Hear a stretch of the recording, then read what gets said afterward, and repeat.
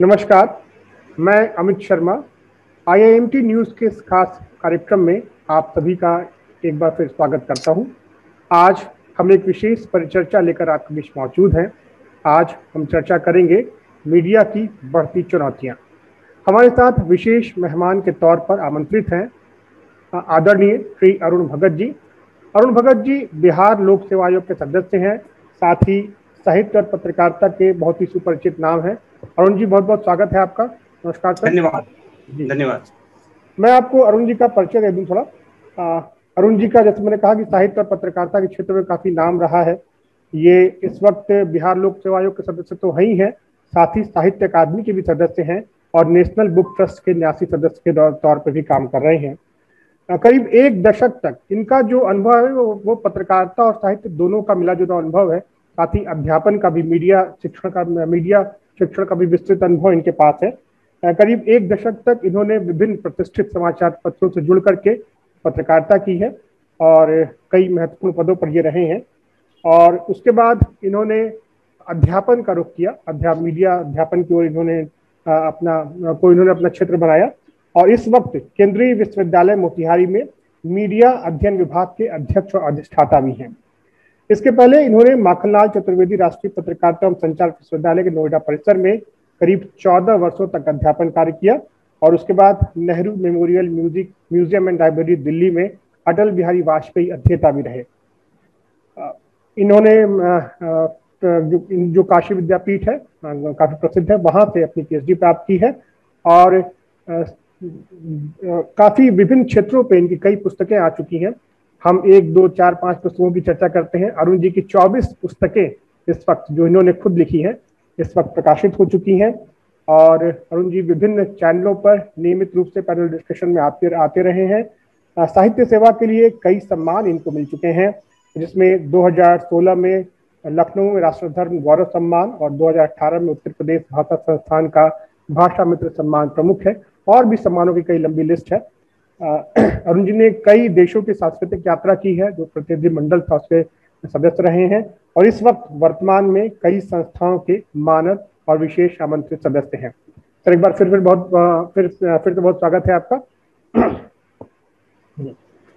साथ ही हमारे साथ मौजूद हैं वरिष्ठ पत्रकार और आईएमटी न्यूज़ के संपादक, साथ ही आईआईएमटी कॉलेज मैनेजमेंट के पत्रकारिता और दूरसंचार विभाग के डीन श्री अनिल निगम जी।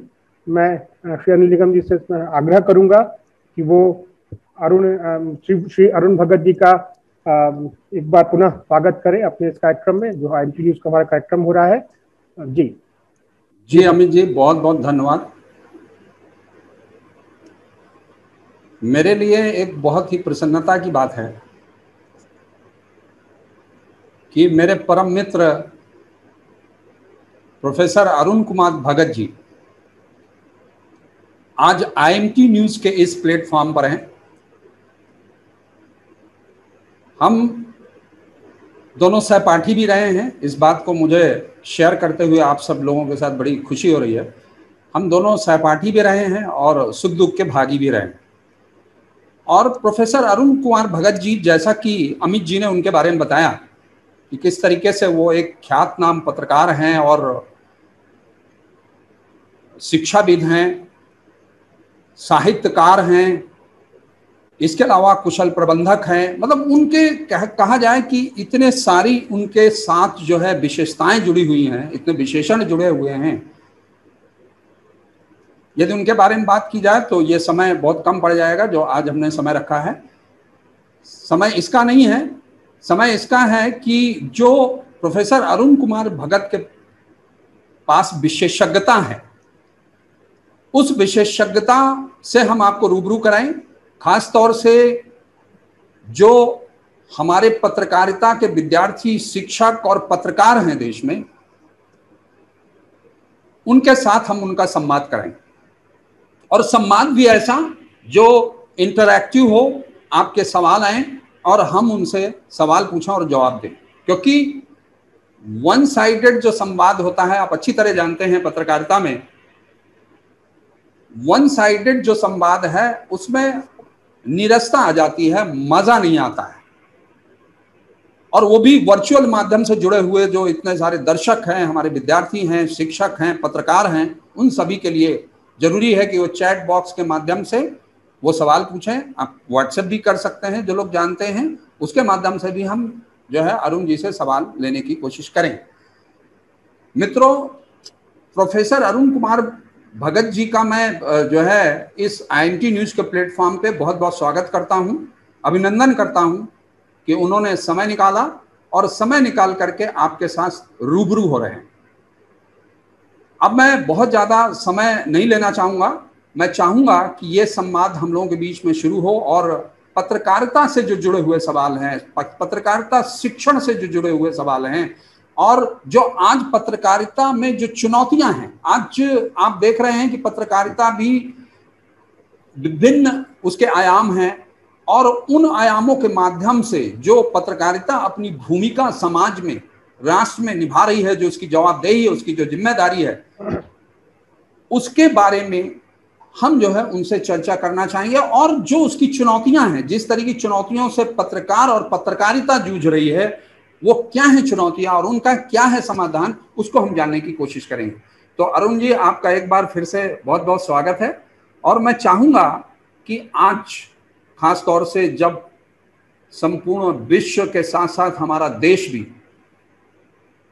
कोरोना जैसी एक चीनी वायरस की महामारी से ग्रस्त है, हालांकि ये दूसरी लहर भी अब थोड़ा सा शांत हो रही है, ठहर रही है, केसेस कम हो रहे हैं, लेकिन मेरा मानना है कि चुनौतियां फिर भी अभी कम नहीं हुई हैं। इस दौरान भी पत्रकारों ने बहुत अच्छे से रिपोर्टिंग की, बहुत दिलेरी दिखाई, बहुत अच्छा काम किया। हालांकि फिर भी उसके समक्ष कई चुनौतियां आई। तो मैं चाहूंगा कि आप सबसे पहले आप यहीं से शुरुआत करें। मैं आपसे जानना चाहूंगा कि इस दौरान किस तरीके की चुनौतियां, नई चुनौतियां किस तरह की खड़ी हों, उसके बारे में थोड़ा प्रकाश डालिए। जी अरुण। नमस्कार। मेरे लिए यह प्रीतिकर प्रसंग है कि IIMT न्यूज चैनल के माध्यम से आज हम IIMT परिवार से जुड़ पा रहे हैं, प्रत्यक्ष तौर से, वेब के माध्यम से। और इसका जो श्रेय है वो मेरे मित्र, अनेक पुस्तकों के लेखक, चिंतक और विचारक डॉक्टर अनिल कुमार निगम जी, जो इस IIMT न्यूज चैनल के संपादक भी हैं, उन्हीं के सोचने के कारण हम आज इससे जुड़ पा रहे हैं। मेरे लिए यह भी प्रसन्नता की बात है कि मेरे अनुज श्री अमित कुमार शर्मा जी आज इस कार्यक्रम के साथ जुड़े हुए हैं और लगभग 1 घंटे तक पत्रकारिता के विभिन्न मुद्दों पर हम सब बातचीत देंगे। डॉक्टर अनिल निगम जी ने जो अभी सवाल किया है वो बड़ा प्रासंगिक है। हम सब कोरोना की महामारी से जूझ रहे हैं।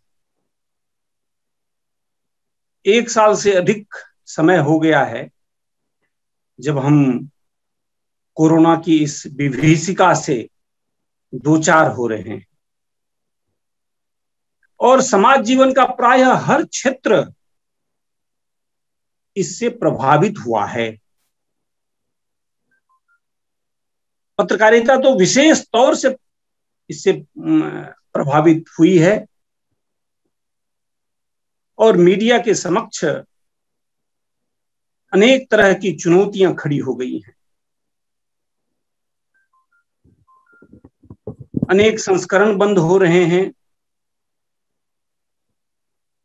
पत्र पत्रिकाओं का सर्कुलेशन घट रहा है और इस बीच में भी तमाम संघर्षों के बावजूद उसका समाधान उपस्थापित हो गया है और यह हम सब के लिए प्रसन्नता की बात है। वास्तव में जहां जहां चुनौतियां हैं वहां वहां समाधान भी है। और अवसर भी तभी प्राप्त होते हैं जब चुनौतियां होती है। पत्रकारिता के साथ साथ समाज जीवन के सभी पहलुओं पर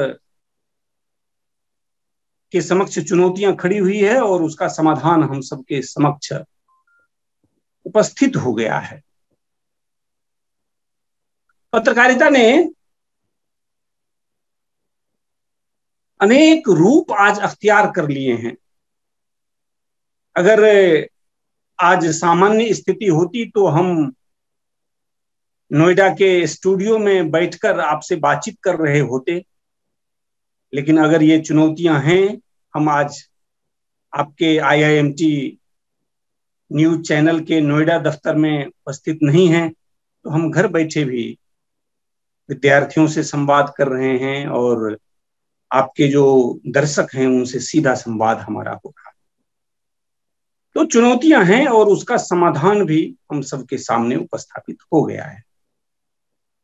इसलिए आज अन्य जो आपके विभिन्न प्रश्न होंगे उसके माध्यम से हम प्रयास करेंगे कि मीडिया के समक्ष जो चुनौतियां हैं और वो चुनौतियां किस तरह से अवसर में बदल गई हैं उस पर विस्तार से बातचीत करेंगे अगले सवाल के लिए। जी बिल्कुल बिल्कुल, ये बहुत अच्छी बात आपने बताई कि जब चुनौतियां हैं तो उनका समाधान भी है, और जब हम समाधानों की तलाश करते हैं तो नए अवसर हमारे सामने आते हैं। और जाहिर सी बात है कि ये जो पूरा दौर है, ये जो पूरी परिस्थिति है, नए अवसर भी हमें प्रदान कर रही है।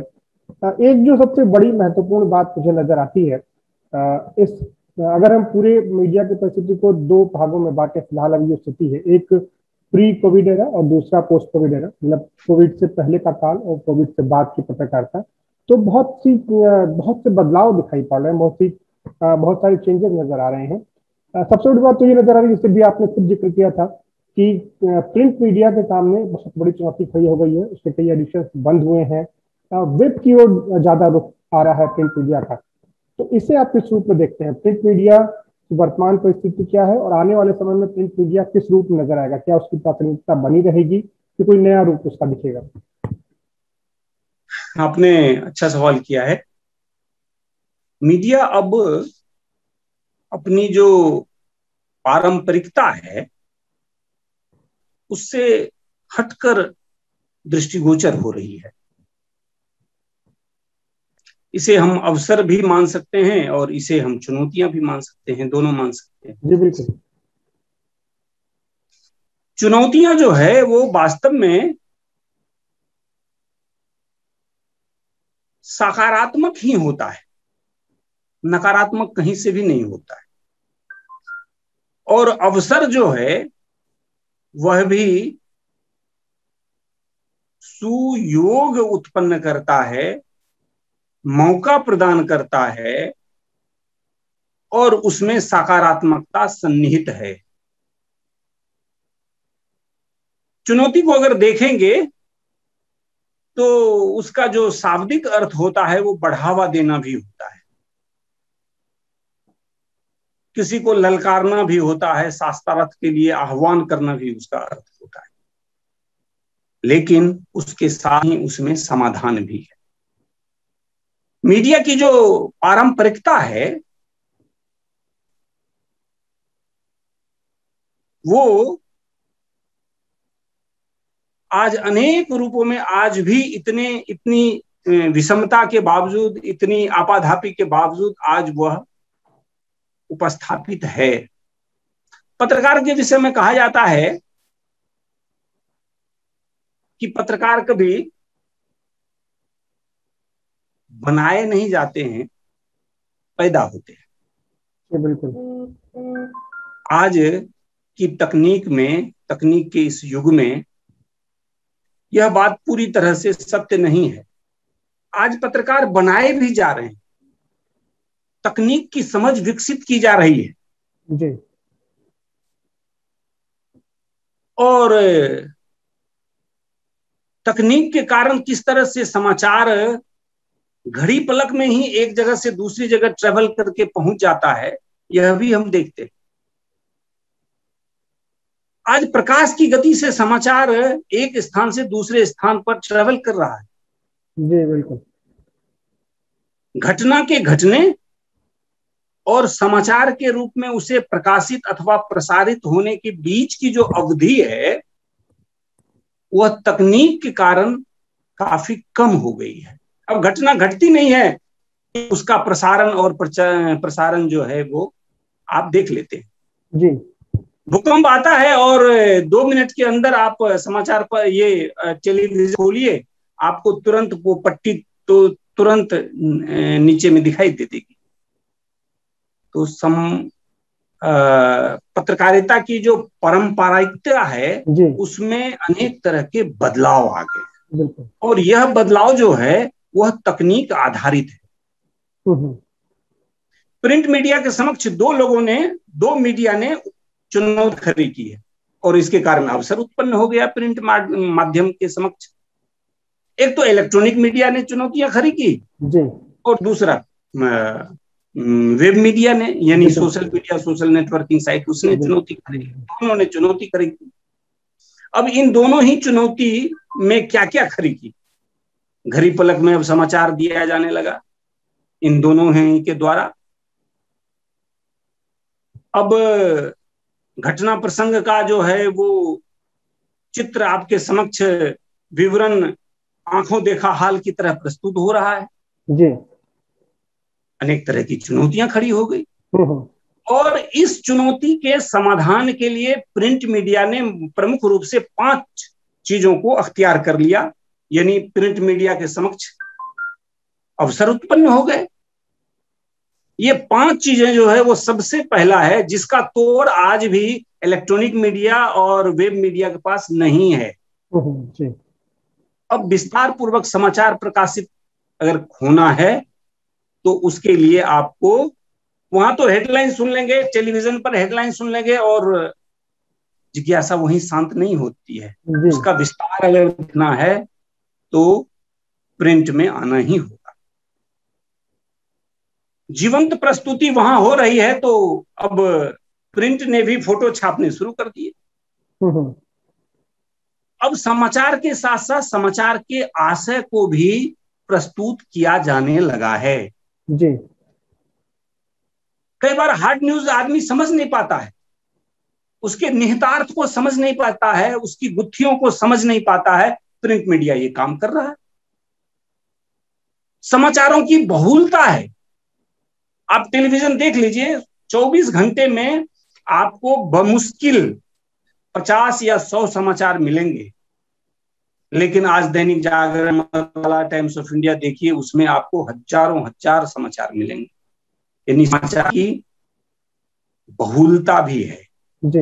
और समाचार की विविधता भी है, अनेक तरह के, अनेक वैरायटी के समाचार हैं। तो ये 5 ऐसे विषय हैं जो अवसर के रूप में उपस्थापित हो गए हैं मीडिया के माध्यम से, जिसका तोड़ आज भी इलेक्ट्रॉनिक मीडिया अथवा वेब मीडिया के पास नहीं है। विश्लेषण आप छाप रहे हैं, न्यूज एनालिसिस छाप रहे हैं, तो कुल मिलाकर कहने का भाव यह कि इलेक्ट्रॉनिक मीडिया अथवा वेब मीडिया ने जो प्रिंट मीडिया के समक्ष चुनौतियां खड़ी की है, उसे पत्रकारों ने अवसर में बदल दिया।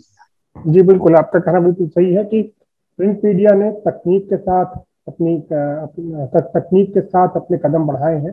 तकनीक का इस्तेमाल प्रिंट मीडिया ने भी किया है और इलेक्ट्रॉनिक मीडिया जिस तरीके से समाचारों को दिखा रहा था, उस तरीके से चित्रों की विविधता ला करके और तमाम चीज़ों का मिश्रण करके प्रिंट मीडिया ने अपनी प्रासंगिकता बनाए रखी है।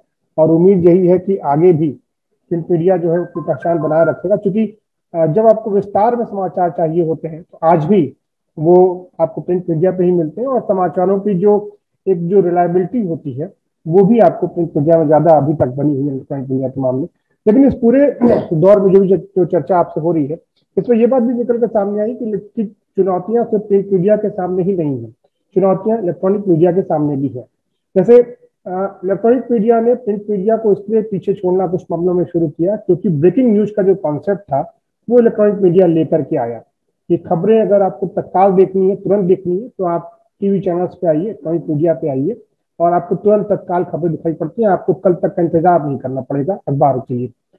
मगर अब नई चुनौती इलेक्ट्रॉनिक मीडिया के सामने है, वेब मीडिया के रूप में। अब खबरें चैनलों पे ब्रेक नहीं होती हैं, सोशल मीडिया पर ब्रेक होती है, ट्विटर पे ब्रेक होती है, दूसरे प्लेटफॉर्म पर ब्रेक होती हैं, और वहां से इलेक्ट्रॉनिक मीडिया उसको फॉलो करता है। तो खासकर और जो सोशल मीडिया जो है वो अपने कदम धीरे धीरे कर करके जो समाज है वो तेजी से बढ़ा रहा है। खासकर नए जो जो जो नई पीढ़ी है उसमें सोशल मीडिया और वेब मीडिया के कदम बहुत मजबूती से जमे हैं। तो इलेक्ट्रॉनिक मीडिया किस तरह से चुनौती का सामना करे कि उसकी प्राथमिकता बची रहे, और आने वाले समय में उसका क्या रूप होगा, क्या आप देखते हैं? जी जी,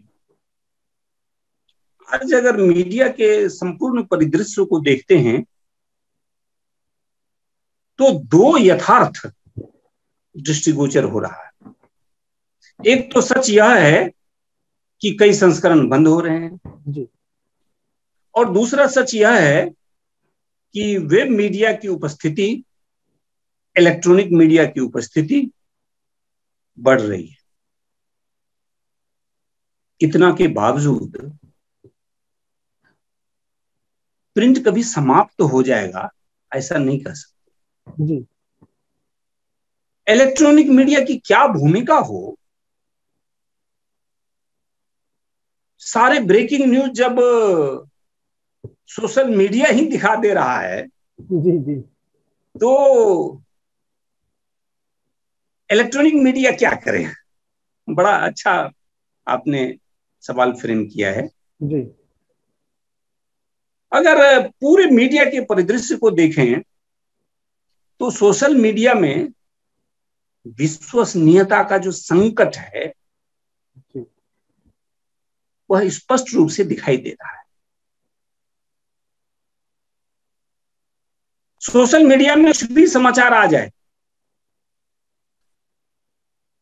समर्थवान लोग अथवा जो समाज जीवन को ठीक से समझते हैं सम्यक रूप से, ऐसे लोग कभी उस पर विश्वास नहीं करते। जी बिल्कुल। और इसलिए इलेक्ट्रॉनिक मीडिया की ये जिम्मेदारी हो जाती है कि वह अपनी विश्वसनीयता को बनाए रखने के लिए सतर्क रहे, सावधान। घटना के घटने और उसे त्वरित रूप में प्रसारित करने की दृष्टि से इलेक्ट्रॉनिक मीडिया की महत्ता है। सोशल मीडिया पर भी ये हो रहा है, लेकिन घटना का जो दृश्यात्मक विवरण है वो एकांत रूप में एजेंडा सेटिंग के कारण दृष्टिगोचर हो रहा है।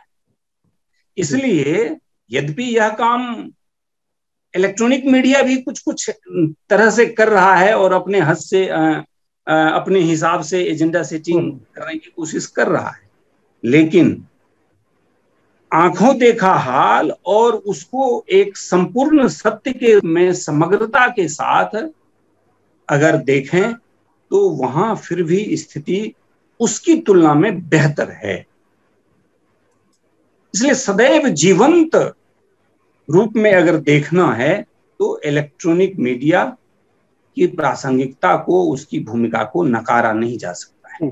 यहाँ जिस विश्वसनीयता की आप बात कर रहे हैं, सोशल मीडिया की, बिल्कुल सही बात है कि सोशल मीडिया पर जब हम कोई खबर देखते हैं तभी भी उसे कंफर्म करने के लिए, उसकी विश्वसनीयता को परखने के लिए हम इलेक्ट्रॉनिक मीडिया का रुख करते हैं या प्रिंट मीडिया का रुख करते हैं। हम देखते हैं कि अखबारों में क्या छप रहा है और टीवी क्या दिखा रहा है।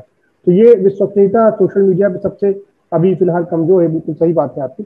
लेकिन जी जी जी, मैं इसी से जुड़ा हुआ है एक्चुअली। अभी सोशल मीडिया की बात आई तो एक सवाल भी आया हमारे दर्शक का, दो लोगों ने सवाल पूछा है, मिलता जुलता ही सवाल है कि अरुण जी आपसे जानना चाहते हैं वो कि सोशल मीडिया में जिस तरीके से फेक न्यूज़ का कंटेंट बढ़ा, सोशल मीडिया के माध्यम से बहुत ही फेक कंटेंट जो है इधर बहुत ही आया है, खासतौर से कोरोना काल के दौरान काफ़ी, मतलब कहना चाहिए बाढ़ सी आई उसमें। इसमें मीडिया किस तरीके से इस फेक कंटेंट को रोकने में मदद कर सकता है, ये वो जानना चाहते हैं। बहुत अच्छा। हम कहते ही हैं कि सोशल मीडिया पर फेक न्यूज आते हैं, और वो समाचार एकांगी होते हैं, समग्र नहीं, एक पक्षीय चीजें दिखा दी जाती है। और वे संभवतः जिसको वो एजेंडा सेट करना चाहते हैं उसके कारण ऐसा होता है। और ये जो एजेंडा सेट करते हैं कुछ लोग कहीं किसी जगह बैठकर कुछ वीडियो बनाकर कुछ छोटी छोटी चीजें ऐसा करके, उसको अगर रोकना है तो निश्चित तौर से इलेक्ट्रॉनिक मीडिया के पत्रकार को अपनी स्वयं की विश्वसनीयता को सुरक्षित रखनी पड़ेगी, संरक्षित रखनी पड़ेगी। ये जो वैचारिक प्रतिबद्धता के आधार पर इलेक्ट्रॉनिक मीडिया में भी जो हम देखते हैं दो धड़ों में पूरी तरह से बटा हुआ है, इस परिदृश्य से अलग होने की आवश्यकता मुझे महसूस हो रही है। और ये जब हो जाएगा तब स्वतः ही, और आज भी कोई सम्मानित व्यक्ति, कोई बहुत ज्यादा कम पढ़े लिखे लोग, कम ऐसे लोग कुछ चीजों पर विश्वास कर लें, कहीं सोशल मीडिया पर कुछ चीजें, आज भी सोशल मीडिया को हल्के में ही हर आदमी ले रहा है, उतनी गंभीरता से नहीं लेता है। जो इलेक्ट्रॉनिक मीडिया है अथवा प्रिंट मीडिया है, उसके साथ उसकी उस ब्रांड की विश्वसनीयता जमी हुई है, इसलिए वो कम से कम अपने पाठक को, अपने दर्शक को ऐसी भ्रामक चीजें नहीं परोसेगा, इस बात की कल्पना और कामना की जा सकती। जी यहीं पर एक बात ये भी सामने आती है कि हम बात कर रहे हैं निष्पक्षता की, हम बात कर रहे हैं कि मीडिया जो है दो वैचारिक धड़ों में बटा हुआ है, लेकिन एक जो नया ट्रेंड पिछले दिनों से देखने में आ रहा है कि खासकर इलेक्ट्रॉनिक मीडिया में देखा जाए कि न्यूज जो है वो अब जो उसकी प्रस्तुति हो रही है उसमें न्यूज कम होता है, विचार ज्यादा होते हैं। खासकर अब अगर 9 बजे का जो प्राइम टाइम शो देखिएगा तो जितने भी अभी तमाम बड़े एंकर्स हैं वो जब न्यूज की प्रस्तुति करते हैं तो आप भूलिएगा कि उसमें न्यूज कहाँ है, न्यूज कम दिखाई पड़ता है, उनके विचार ज्यादा दिखाई पड़ते हैं। तो एक तरह से दर्शकों पे किसी खास व्यक्ति के विचार थोपने जैसी बात भी लगती है। वो जो उनका सेलिब्रिटी स्टेटस है, जो ऑरा है, उस ऑरा के थ्रू वो अपने निजी विचार या एक खास वर्ग के विचार चाहते हैं कि लोगों तक पहुंचे। ये कहाँ तक उचित, इसे कहाँ तक उचित मांगते हैं, और आप क्या ये जो ट्रेंड है ये चालू रहना चाहिए? जी, समाचार और विचार पत्र पत्रिकाओं में अथवा मीडिया में दो ही चीजें मुख्य रूप से छपती है, समाचार और विचार। समाचार में कभी भी विचारों की प्रस्तुति नहीं की जानी चाहिए। विचारों की प्रस्तुति के लिए पत्र पत्रिकाओं में एक स्थान तय होता है, वो संपादकीय के पृष्ठ के नाम से जाना जाता है। जी बिल्कुल। वहां सामान्य पाठक से लेकर और संपादक तक अपने विचार व्यक्त करते हैं, चाहे वो साधक के नाम पत्र हो, संपादकीय हो, आलेख हो, रिपोर्टाज हो, स्तंभ हो, वहां विचार व्यक्त किए जाते हैं। विचार व्यक्त करने के लिए वो एक जगह है। लेकिन आजकल समाचार के अंदर ही पत्रकार स्वयं के विचार व्यक्त कर रहा है, जो दुर्भाग्यपूर्ण है। प्रेस काउंसिल ऑफ इंडिया, जो भारत सरकार का एक सबसे बड़ा और पत्रकारिता के लिए संगठन है,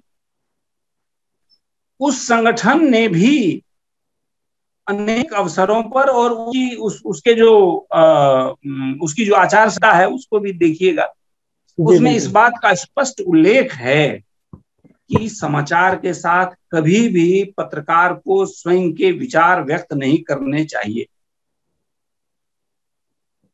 अगर स्वयं के विचार व्यक्त करने ही हैं तो आर्टिकल लिखिए, स्तंभ में अपनी बात कहिए।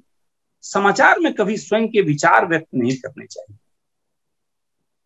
और इसलिए आज जो पत्रकारिता के क्षेत्र में नए विद्यार्थी आ रहे हैं, उनको इस बात पर विशेष बल देने की आवश्यकता है कि किसी भी स्थिति में समाचार के अंदर पत्रकार को स्वयं के अपने विचार व्यक्त नहीं करने चाहिए।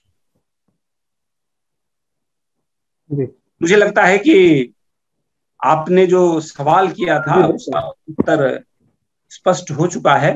जी समाचार के साथ कभी भी विचार व्यक्त करने के लिए अलग से प्लेटफॉर्म है।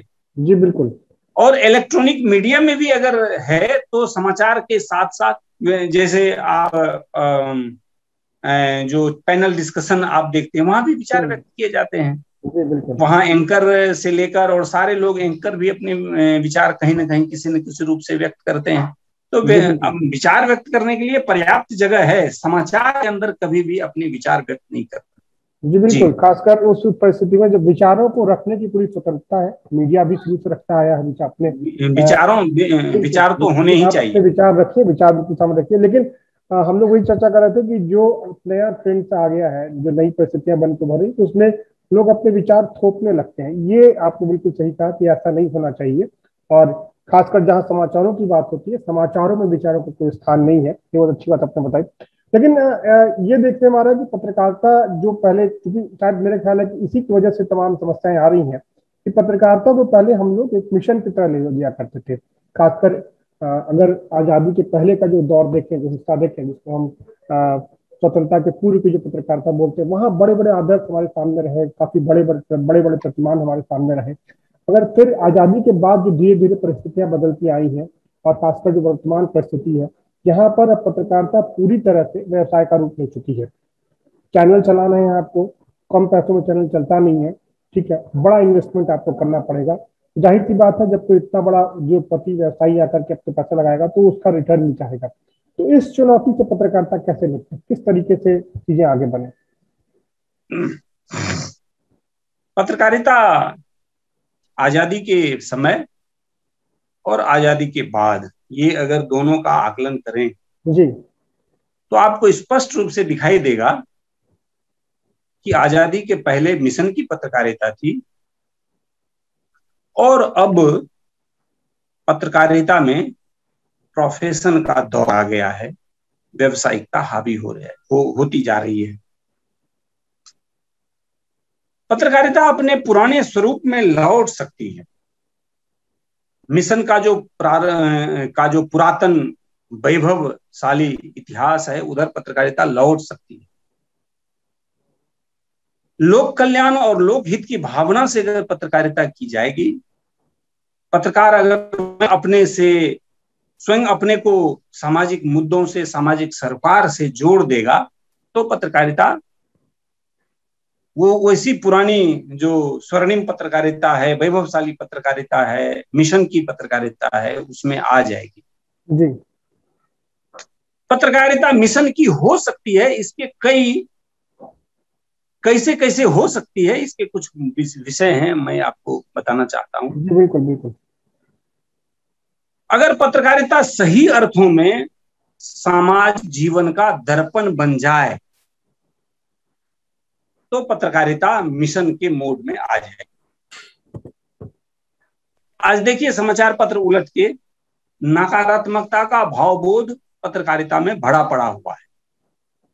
जी, इतनी नकारात्मकता है, एक आकलन के अनुसार मुझे एक Indian council for social science research का मेजर प्रोजेक्ट मिला था, हमने इसी विषय पर काम किया। जी बिल्कुल बिल्कुल। समाज जीवन में लगभग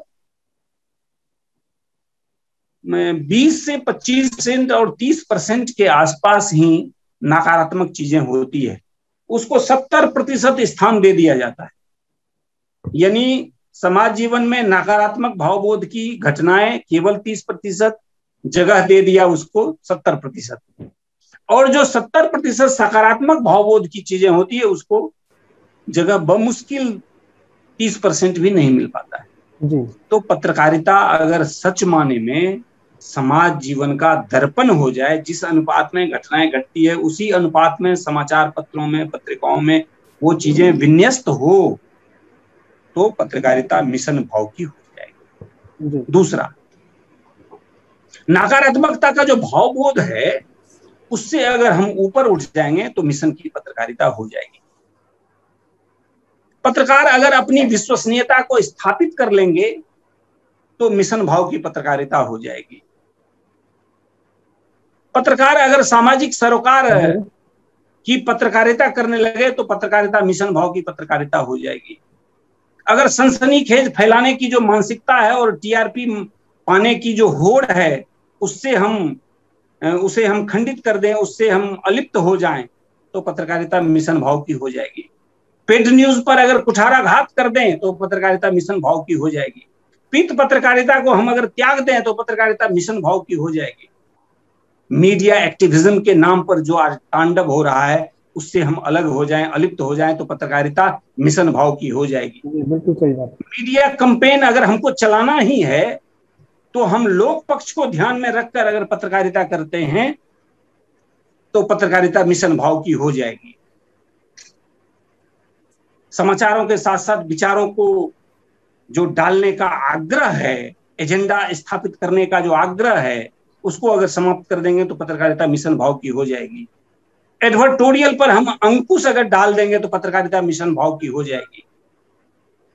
पत्रकारिता में भारतीयता, भारत बोध का भाव अगर संचरित हो जाए तो पत्रकारिता मिशन भाव की हो जाएगी। जी, मुझे लगता है कि मिशन भाव की पत्रकारिता ऐसी ही होगी, और हम उम्मीद करते हैं कि आज की जो पीढ़ी है वो मिशन भाव की पत्रकारिता करेगी, और इन सब चीजों से जिसका उल्लेख हमने किया है उससे अगर अलिप्त हो जाए तो मिशन भाव की पत्रकारिता। अरुण जी, आपने बहुत अच्छी बात कही कि मतलब किस तरीके से आज़ादी के पहले जो पत्रकारिता थी वो मिशन थी, और आज ये बहुत बड़ा संकट पैदा होता है कि किस तरीके से बाजार हावी हो रहा है और हम किस तरह से बाजारू हो रहे हैं, जिसके चलते ये सारी समस्याएं पैदा हो रही हैं। इसलिए पत्रकार के कंधों पर बहुत बड़ी जिम्मेदारी है कि वो किस तरीके से इन चीज़ों से दूरी बनाएं और एक मिशन को अपनाएं। अरुण जी, आपके कार्यों के बारे में पता है, हमारे यहाँ एक मीडिया शिक्षक हैं राकेश कुमार जी। राकेश कुमार जी को पता है कि आपने आपातकाल में बहुत अच्छा कार्य कर रखा है, आपका स्पेशलाइजेशन है। तो वो आपसे एक सवाल जानना चाहते हैं, जो बहुत अच्छा लगा मुझे सवाल, और मुझे लगता है सबके लिए बहुत सार्थक होगा, कि आपातकाल की जो पत्रकारिता थी, उस पत्रकारिता से क्या सीख ले सकते हैं लोग, पत्रकार या मीडिया में जो बडिंग जर्नलिस्ट हैं, जो उदीयमान पत्रकार हैं, वो किस तरीके से उससे सबक ले सकते हैं, क्या सीख ले सकते हैं आपातकाल की पत्रकारिता से? इस पे जरूर आप जो है थोड़ा सा। आपातकाल के दौरान पत्रकारिता पूरी तरह से, भारत की पत्रकारिता प्रतिबंधित हो गई थी, उस पर सेंसरशिप लग गया था, और इसके बावजूद भारत के अनेक पत्रकारों ने उस भीषण परिस्थिति में भी अपने मन की आवाज को किसी न किसी रूप से अभिव्यक्त किया था।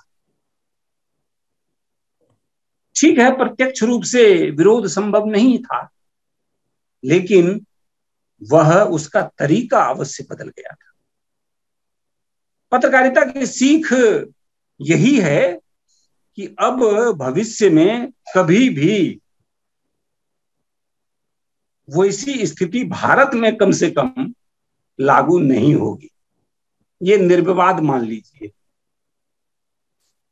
क्योंकि पत्रकारिता पर अंकुश लगाने की मानसिकता पर जिस तरह से भारत की जनता ने कुठाराघात किया, जो भारत के लोगों ने भोली भाली समझे वाली जो जनता है, उन्होंने जो कुठाराघात किया वह सदैव स्मरण रखा जाएगा, और अब कोई भी सरकार उस तरह की स्थिति उत्पन्न कर देगी ऐसा मुझे नहीं लगता है।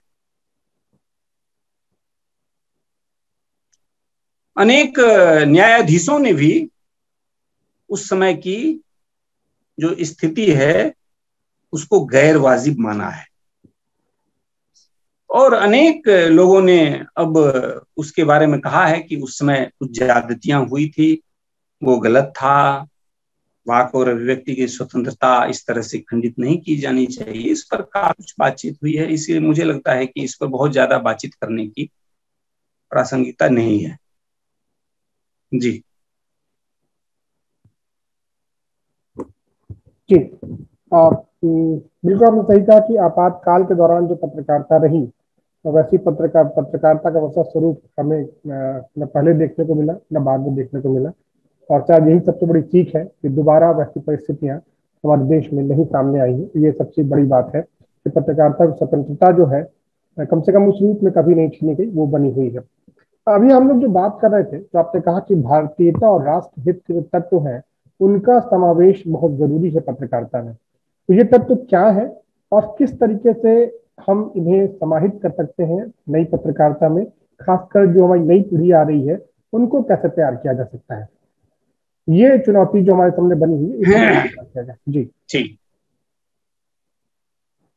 आज पत्रकार का चेहरा देख के आप कह सकते हैं, दर्शक कह सकता है कि वो सत्ता और सरकार के पक्ष में बोलेगा या विपक्ष बोलेगा। जी बिल्कुल। ये ऐसी इतनी बड़ी चुनौती खड़ी हो गई है कि उसे ठीक करना बड़ा आवश्यक प्रतीत हो रहा है। आज का पत्रकार वास्तव में पक्षकार हो गया है। वह पक्ष अथवा विपक्ष में बटा हुआ है, जबकि वास्तव में उसे लोक पक्ष में खड़ा होता हुआ नजर आना चाहिए था। उसे सामाजिक सरोकार की पत्रकारिता करनी चाहिए थी। उसे पत्रकारिता के प्रति निष्ठा भाव से काम करना चाहिए था। दृढ़ इच्छा शक्ति के साथ सत्य को उजागर करना चाहिए था। एक पक्षीय चीज उजागर नहीं करना चाहिए था। भारत और भारतीयता के प्रति समर्पण का भावबोध होना चाहिए था। वह भावबोध अगर जागृत हो जाएगा तो पत्रकारिता में शुचिता आ जाएगी, स्वच्छता आ जाएगी। एजेंडा सेटिंग की जो मानसिकता है उससे अगर उभर जाएंगे तो पत्रकारिता में शुचिता भी आ जाएगी, स्वच्छता भी आ जाएगी। इसलिए मुझे लगता है कि पत्रकारिता की जो विसंगतियां इन दिनों उत्पन्न हो गई हैं वह उसे दूर किया जा सकता है। और हम तो आशावादी दृष्टि रखने वाले लोग हैं, इसलिए हम विश्वास करते हैं कि देर सवेर ऐसा हो। और ये जो खेमों में बटे हुए लोग हैं वे निर्वैयक्तिक होंगे। यानी वैयक्तिकता से निर्वैयक्तिकता की ओर जो यात्रा है उसी का नाम पत्रकारिता है। बिल्कुल सही। घटना प्रसंग से संबंधित जो सत्य हैं, जो तथ्य है, उसको उजागर करने में ही पत्रकारिता है। जो तथ्य है वह सत्य होता है, जो सत्य है वो शाश्वत होता है, वो चिरंतन होता है, वह नित्य होता है, इसलिए पवित्र भी होता है। इसलिए पत्रकारिता में सत्यता, यथार्थता का बोध, यथार्थता के आधार पर, तथ्यों के आधार पर पत्रकारिता होनी चाहिए। और अगर तथ्यों के आधार पर पत्रकारिता होगी तो निश्चित तौर से स्थितियां बदल जाएगी। मैं अक्सर कहता हूं कि तथ्यों के माध्यम से सत्य तक की जो यात्रा है उसी का नाम पत्रकारिता। बहुत बढ़िया जी। इसलिए आज के पत्रकारों को, युवा पीढ़ी पत्रकारों को आगे आना पड़ेगा और तथ्यात्मक पत्रकारिता को आत्मसात करना होगा। तथ्यों के माध्यम से सत्य तक पहुंचने की जो यात्रा है उसे पूरी करनी पड़ेगी और तभी पत्रकारिता में शुचिता आ जाएगी। जी जी जी, हाँ बहुत सही कहा आपने। और इसी चर्चा में एक बात और जो सामने उभर कर आ रही है कि विश्वसनीयता जरूरी है, निष्पक्षता जरूरी है, लेकिन जो सबसे ज्यादा जिस मीडिया का हम इस्तेमाल कर रहे हैं आज के डेट में, वेब मीडिया का, उसमें इन दोनों ही चीजों का संकट दिखाई पड़ रहा है। ना आपके पास निष्पक्षता है, ना आपके पास विश्वसनीयता है। इसका सबसे बड़ा कारण ये है कि सोशल मीडिया पे कोई सेंसरशिप नहीं है। आपके पास कोई गेटकीपर नहीं, जैसा हमारे पास प्रिंट मीडिया में संपादक होते हैं, इलेक्ट्रॉनिक मीडिया में रिपोर्टर, संपादकों की पूरी टीम होती है जो खबरों को छापती है तब वो उधर लोगों तक पहुंचाती है। सोशल मीडिया बिल्कुल खुला हुआ प्लेटफॉर्म है जिसे जो मन करे वो आप कह सकता है। तो ऐसे दौर में जहां शायद यही कारण है कि इतनी विसंगतियां न्यूज को लेकर के आ रही हैं। तो ऐसे दौर में जब एक बार जी, सोशल मीडिया के कारण जो प्रमुख चीजें हुई हैं, आपकी क्या राय है? नियमन के दायरे में सोशल मीडिया को आना चाहिए? अगर ये जी, मैं ये पूछ रहा था कि सोशल मीडिया को नियमन के दायरे में लाना चाहिए, और अगर नियमन का दायरा होना चाहिए तो वो कितना विस्तृत होना चाहिए, उसको कितनी स्वतंत्रता होनी चाहिए? जी, ठीक बात, अच्छी। सोशल मीडिया में क्या दिखाया जाए, क्या डाला जाए, क्या न डाला जाए, ये अहम सवाल है। इस पर नियंत्रण के पक्ष में हम नहीं हैं, लेकिन नियमन के पक्ष में अवश्य है। इन दोनों शब्दों को समझने की आवश्यकता है। सरकार इसे नियमित करना चाहती है, इस पर नियंत्रण सरकार नहीं चाह रही। यानी सोशल मीडिया को भी जवाबदेह बनना पड़ेगा। जवाबदेही, अगर जिसके कारण समाज जीवन में इतना बदलाव हो सकता है, दंगा हो सकता है, फसाद हो सकता है, बड़ी, तो वैसी परिस्थिति में उसे जिम्मेदार तो बनाना पड़ेगा। जिसने डाला है उसको आइडेंटिफाई करना पड़ेगा, और सरकार यही कर रही है, नियमित कर रही है। सरकार की मंशा कोई पत्रकारिता को नियंत्रित करने की, और सोशल मीडिया को, विशेष तौर से सोशल मीडिया को नियंत्रित करने की सरकार की कोई मानसिकता नहीं है। जी, सही बात है। सोशल मीडिया से गेट कीपिंग समाप्त हुआ है, ये निर्विवाद है। और इसलिए कहा जाता है कि सोशल मीडिया ने मीडिया का सच माने में लोकतांत्रिकरण कर दिया है। जी, बिल्कुल। यहां त्वरित टिप्पणी छप सकती है। आपने फेसबुक पर कोई समाचार डाल दिया और तुरंत उसकी प्रतिक्रिया जो है वो हो संभव है।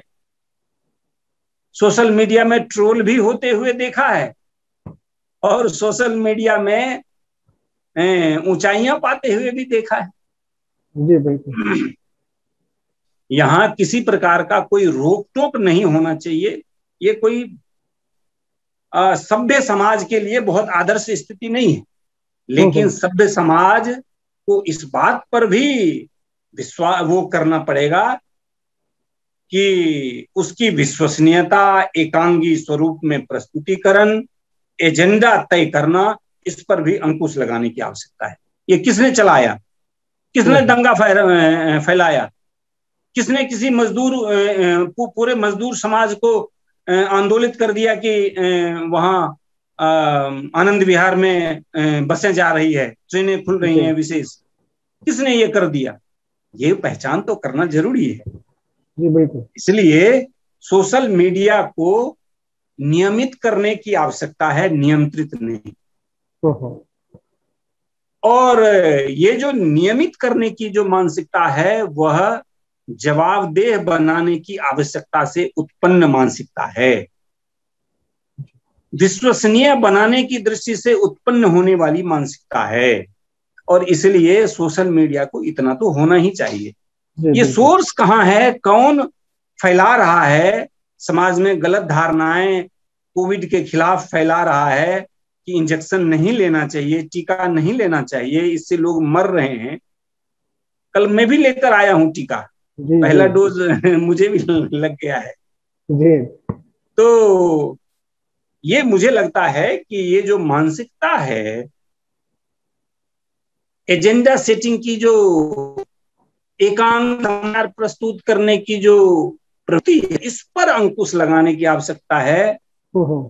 ये बताने की आवश्यकता है, सोशल मीडिया प्लेटफॉर्म को ये बताने की आवश्यकता है कि ये किसने फैलाया, ये किसने किया, इसमें किसकी भूमिका है, ये कहां बना, समाज में विद्वेष किसने फैलाया, समाज में गंदगी किसने फैलाई। इस पर नियमित, इसलिए इसे नियमित करने की आवश्यकता है, नियंत्रित तो कभी नहीं। इसके माध्यम से तो लोकतंत्र समृद्ध हुआ है। और भारतीय लोकतंत्र की खूबसूरती इसी बात में है कि यहाँ विभिन्न प्रकार के विचार फलते फूलते हैं। यहाँ तो सर्वे भवन्तु सुखिनः की कल्पना और कामना की गई है। यहाँ तो वसुधैव कुटुंबकम की बात कही गई है। हम ऐसे देश में रहते हैं, इसलिए मैं अक्सर कहता हूं कि आप हंसिए कि भारत में आपका जन्म हुआ है, आप खिलखिलाइए कि आपका जन्म भारत में हुआ है, आप मुस्कुराइए कि आपका जन्म भारत में हुआ है। और यही एक ऐसा देश है जहां सामान्य व्यक्ति भी अपने कर्मों में उत्थान लाकर जगदीश के पद पर आसीन हो सकता है। जी बिल्कुल। आप काम करिए ना, समाज के लिए, देश के लिए, राष्ट्र के लिए। आपको माथे पर यहाँ के लोग उठाएंगे, घुमाएंगे।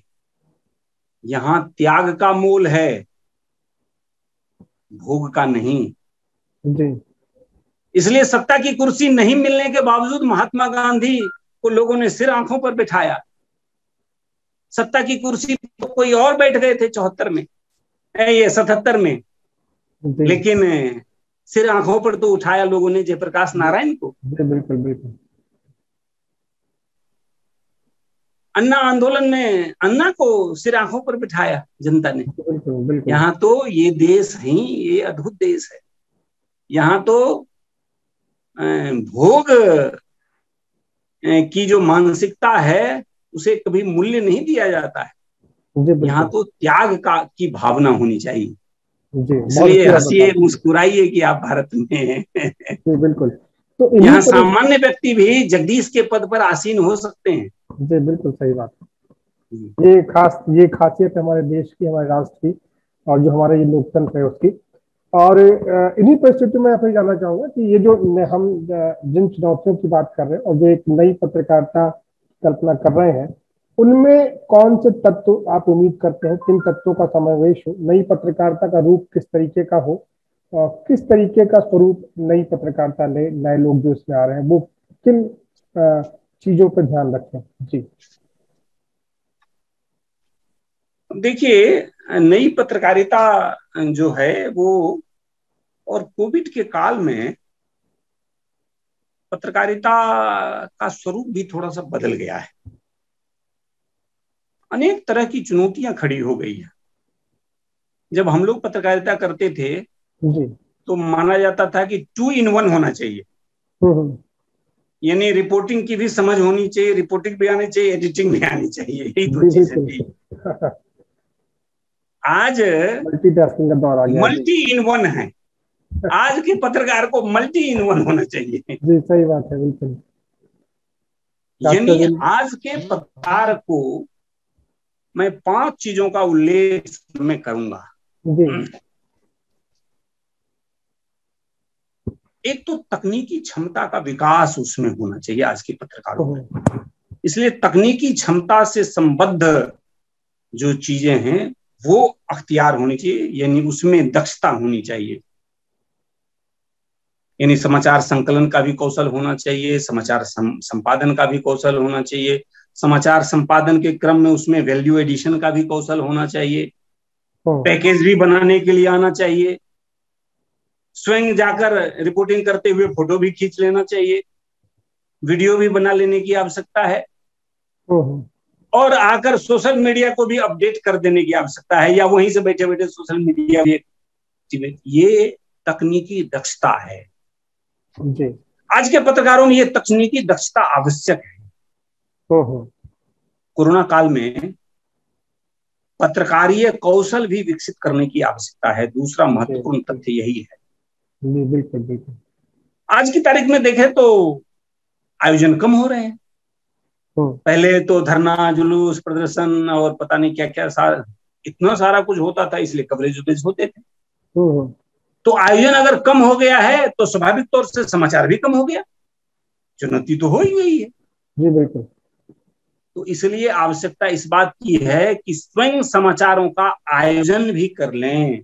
स्वयं समाचारों का आयोजन कैसे करेंगे? महीने में ये साल में 365 दिन होते, 208 तो विभिन्न दिवस हैं। आप स्वयं आयोजन कर लीजिए। पर्यावरण दिवस है, आप सारे डाटा निकालिए, लिख मारिए खबर, आयोजन हो जाएगा। मजदूर दिवस है, आप लिख दीजिए, मजदूरों की कथा व्यथा लिख दीजिए।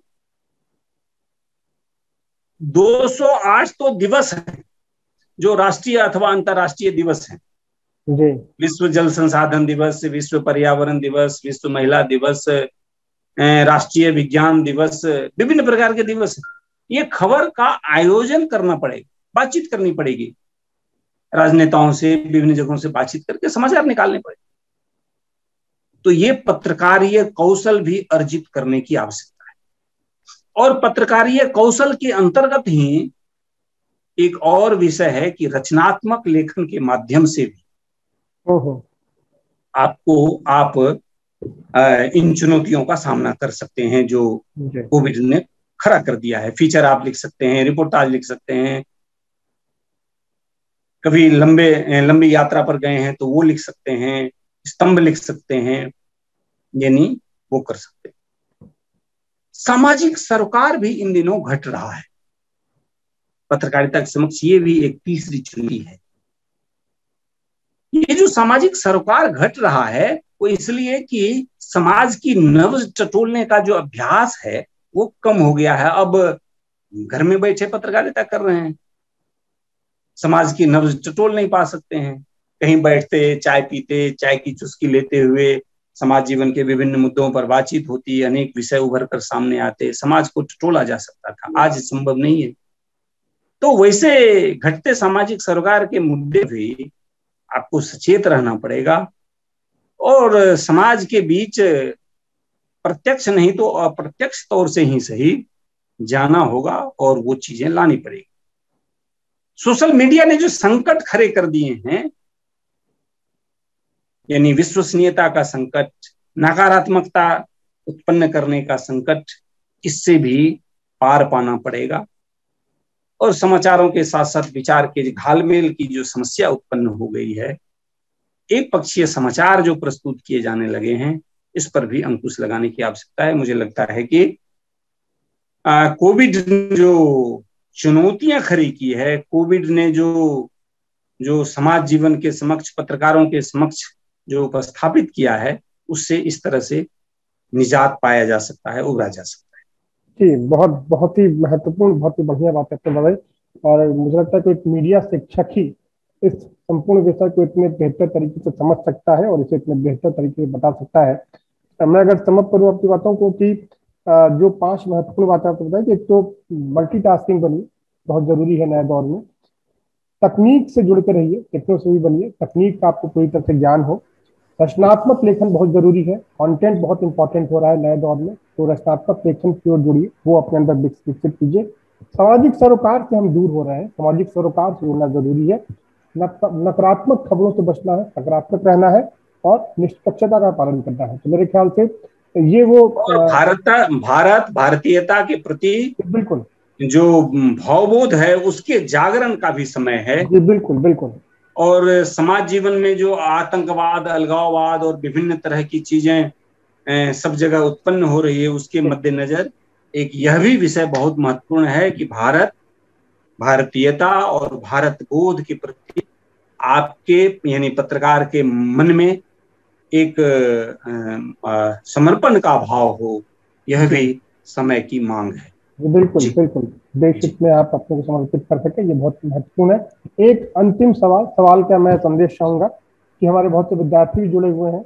आप ऐसा संगम कम मिलता है जहाँ पर कोई पत्रकार भी हो और मीडिया शिक्षा से जुड़ा हुआ, तो आप उनको क्या संदेश देना चाहेंगे? वो अपने किन आंतरिक गुणों को विकसित करें ताकि वो देश और समाज के हित की पत्रकारिता कर सकें? आज पत्रकार अध्ययन करें जी, अनुशीलन करें, समाज को समझें, समाज के विवेक को पहचानें और तब पत्रकारिता के क्षेत्र में आए तो वो श्रेष्ठ पत्रकारिता कर सकते हैं। समाज का विवेक है उस पर कभी विश्वास नहीं किया जा सकता है। समाज का जो बहुसंख्यक चाह रहा है, समाज के जो अधिकतर लोगों की जो मानसिकता है, उसे पहचानने की आवश्यकता है, उसे तलाशने की आवश्यकता है और उसे स्थापित करने की आवश्यकता है। ये समय की मांग है। जी बिल्कुल। और मुझे लगता है कि आज के युवा पत्रकार अगर ये करेंगे तो निश्चित तौर से एक श्रेष्ठ पत्रकार के रूप में वे समाज में मान्य भी होंगे और लोक समादृत भी होंगे। जी बिल्कुल, बहुत ही महत्वपूर्ण बातों पर चर्चा हुई और अब चूंकि समय समाप्त हो रहा है, मैं सर कुछ और आप मैं अनिल जी जानना चाहूँगा सर, आप कुछ और सवाल दर्शकों के हैं या कुछ और बातें आप? नहीं अमित जी, जी बिल्कुल। अब कहना चाहिए कि जो पत्रकारिता के समक्ष या मीडिया के समक्ष जो चुनौतियां, उन पर बहुत ही गंभीर चिंतन मंथन सवाल जवाब के माध्यम से हुआ है। मुझे लगता है कि अरुण जी ने जिस तरीके से भावी पीढ़ी के पत्रकारों, जो अभी अध्ययनरत विद्यार्थी हैं, जो पत्रकारिता के क्षेत्र में उतरने वाले हैं, ऐसे लोगों के लिए कई चीज़ों की ओर इशारा किया है।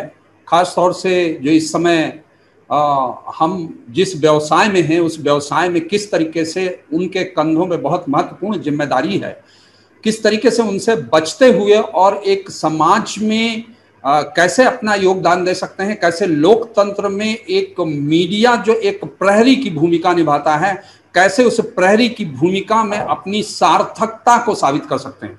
मुझे लगता है इससे बड़ी बात कुछ नहीं हो सकती, क्योंकि देखिए है क्या कि जो पत्रकार है, पत्रकार से बहुत अपेक्षाएं हैं।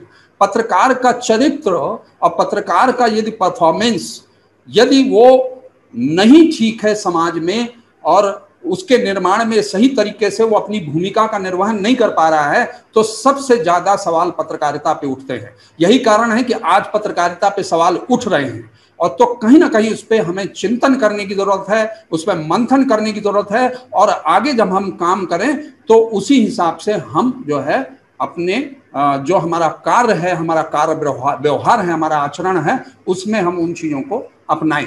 तो इन्हीं शब्दों के साथ मैं अरुण जी का बहुत बहुत आभार व्यक्त करना चाहूँगा। आप आए और जो है बड़ी ही महत्वपूर्ण चर्चा जो है यहाँ पर हुई, जिससे मुझे लगता है बहुत कुछ लोगों को सीखने को मिलेगा। आपका बहुत बहुत धन्यवाद। आगे भी हम चाहेंगे कि इसी तरीके से समय समय पर हम आपको जोड़ते रहें और आपके ज्ञान से जो है लोगों को लाभान्वित करते रहें। जी बहुत बहुत धन्यवाद। जी बिल्कुल, मुझे बिल्कुल यही उम्मीद है कि जब भी हम बुलाएंगे भगत जी को, सर को, जरूर हमारे बीच उपस्थित होंगे और विद्यार्थियों का और नई पीढ़ी का मार्गदर्शन करेंगे। तो आज की इस परिचर्चा में उपस्थित होने के लिए आपका बहुत बहुत धन्यवाद। बिल्कुल हार्दिक आभार मैं व्यक्त करता हूँ। बहुत धन्यवाद। जी जी नमस्कार। नमस्कार।